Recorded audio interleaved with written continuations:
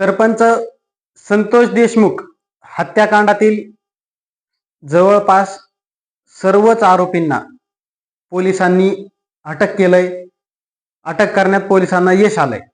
परंतु हत्येला जवळपास आज 48 दिवस उलटूनही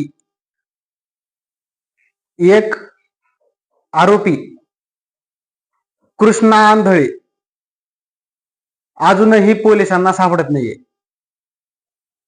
तर कृष्णा आंधळेचा खरंच गेम झालाय का, किंवा कृष्णा आंधळे कुठं दडून बसलाय?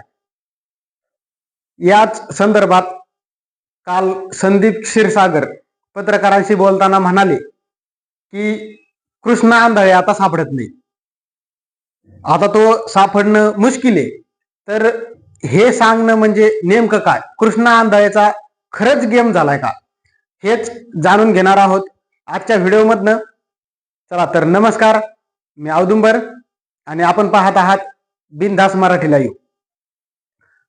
मसाजोग गावचे सरपंच संतोष देशमुख यांची फिल्म स्टाईलने हत्या होऊन जवळपास आज 48 दिवस उलटलेत.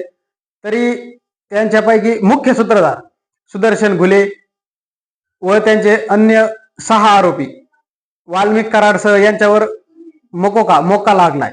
परंतु यांच्यातीलच कृष्णा आंधळे हा अजूनही फरार आहे. तर कृष्णा आंधळे नेमका कुठं असेल, किंवा कृष्णा आंधळेचं सध्या काय चालू आहे हे अजून कोणालाही समजलेलं नाहीये.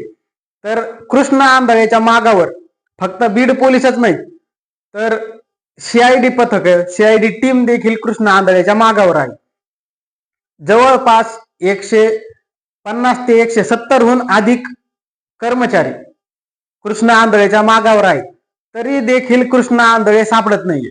ज्या वेळेस पुण्यामध्ये सुदर्शन घुले यांना पोलिसांनी अटक केली त्यावेळेस अशी चर्चा होती की कृष्णा आंधळे सुद्धा सुदर्शन घुले सोबतच असणार.